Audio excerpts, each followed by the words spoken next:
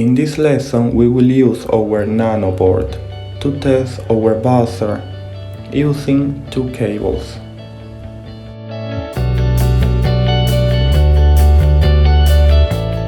We must to connect our buzzer to the pins S and G of the pinout number 8.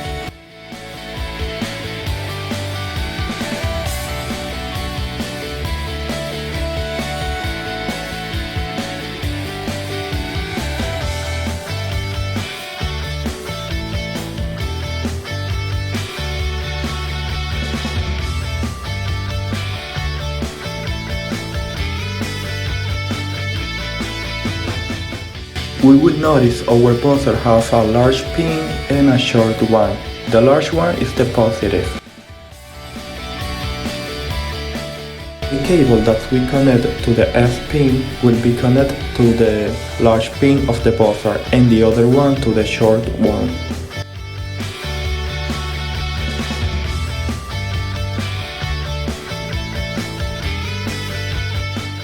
Once it is connected, we will plug our USB cable to download a new program to test the buzzer. We will open Arduino